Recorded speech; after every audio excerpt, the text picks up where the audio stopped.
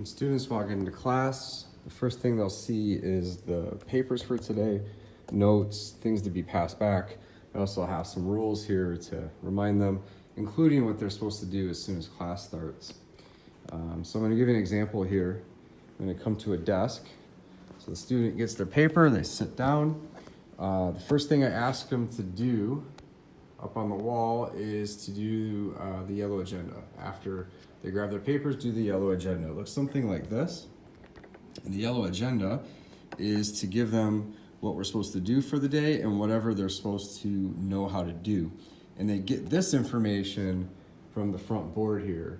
You can see the I can under the date, and then the agenda topics on the right for each of my classes. So once they fill this out, they have their binder. Now, this is a full year's worth of binder, and you'll notice that the pages are colored, and they're color-coded where notes are white, practice problems are blue, and reviews are green. And if you notice here, for example, in the corner of the blue paper, it says day number 40, and that refers to the day, school day of the school day number, right? And we end up going to 180, and so that creates an artificial page number for their binders. All right, now from this point here, this is what the student will kind of go through most of the day with me sitting, or it's not sitting, me at the board. And these are filled in notes. So for this particular notes, the students would have to write a couple words in. I'll explain topics to them, I'll write on the board, and the writing is kept pretty minimal. So I try to use different colors to highlight things when possible. When we solve equations, everything's written nice and neat. I give them time to copy problems down.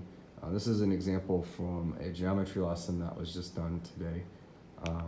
So at least you can kind of see how the notes are presented to the students, because I know communicating to parents is often an issue. So I want to be clear about what's occurring in class. At this point, when we finish the lesson, the students usually will have some work to do at their desk. Every student should have a calculator on their desk. If not, we will be able to find one for them, so they're not really required to have a calculator, and then they would do some work at the desk. And that's what a typical class day looks like here in Mr. White's room.